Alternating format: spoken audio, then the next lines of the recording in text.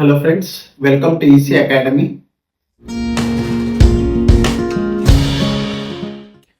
In this lecture, let us understand Norton's theorem.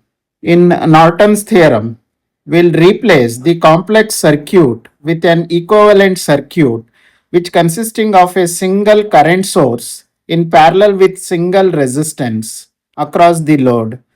So this single current and single resistance which we write, we call this as Norton's current and Norton's resistance. So once we find this Norton's circuit, we can find the load current flowing through the load resistance RL. So in this given example, the load resistance is connected between the points A and B. So for our calculations, we can remove this load resistance and we can simplify the circuit, and the simplified circuit can be connected across this load resistance. So from this we understood that first we need to find the Norton's resistance, then we can find the Norton's current, and then we can write this circuit. First, let us find Norton's resistance. Finding Norton's resistance is similar to how we find the Thevenin's resistance. First, we need to remove the load resistance. Then, we need to short circuit the voltage source, and we need to open circuit the current source and find the equivalent Norton's resistance between the point A and B.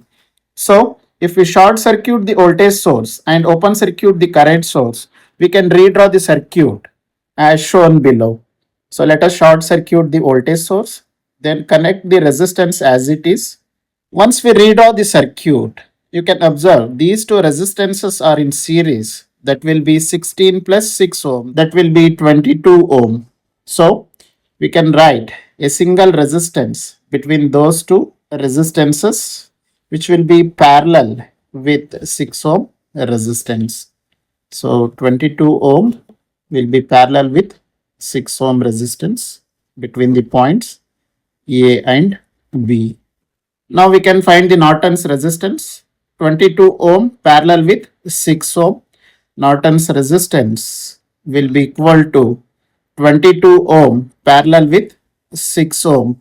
So we can easily find this by taking the inverse of this 1 by 22 plus 1 by 6 whole inverse. So Norton's resistance will be equal to 4.7 ohm. So now we have found the Norton's resistance. Now we need to find the Norton's current. Now to find the Norton's current, let us remove this load resistance between the points A and B. Let us take this as node A, let us take this as node B, and let us take this as node C. So voltage across node C will be VC, voltage across node A will be VA, voltage across node B will be VB. So here you need to remember node B is connected to ground. Now let us write the current direction. So since we are having the voltage source, so current will flow from negative to positive towards node C. So let us take that as current I1. Already we have a current source, so we can write that as I2, and the current between node C and A, let us take this as I3.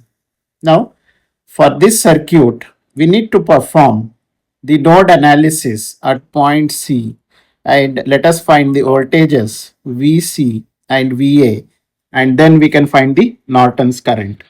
At node C, we can write the current I1 plus I2 minus I3 is equal to 0.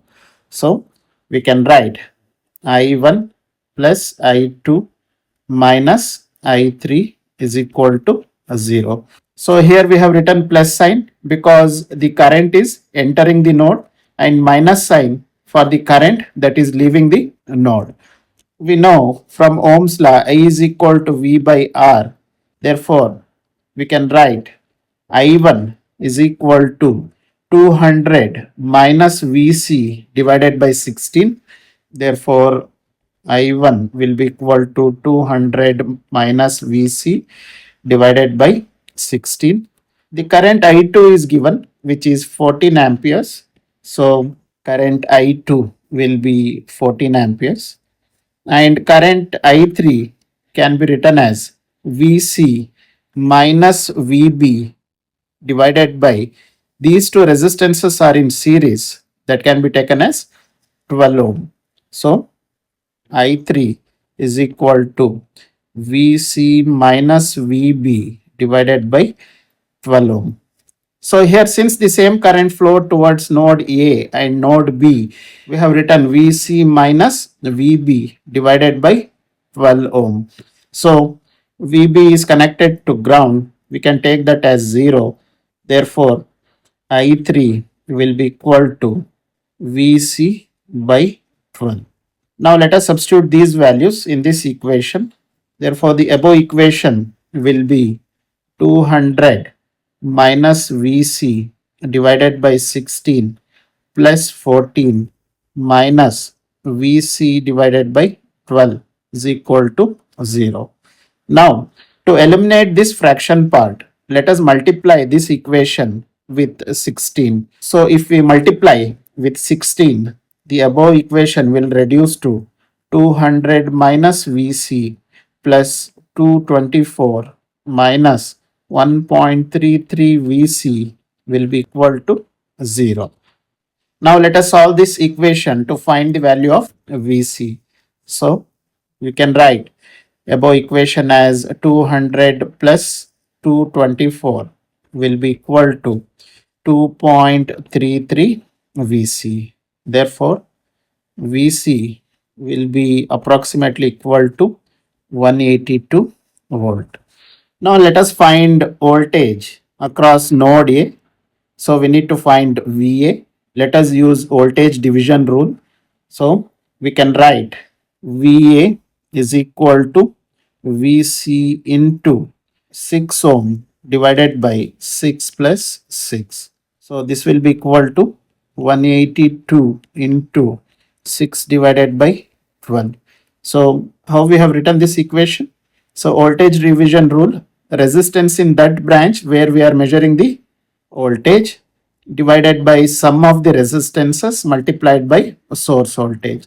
So source voltage is VC, resistance in the branch where we are measuring the voltage is 6 ohm, sum of the resistance is 6 plus 6 ohm. So if we simplify this, we'll get VA is equal to 91 volt.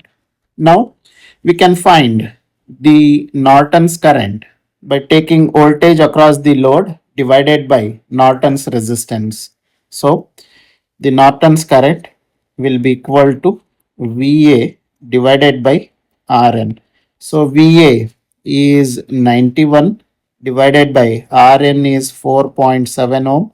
So the Norton's current IN will be equal to 19.36 amperes.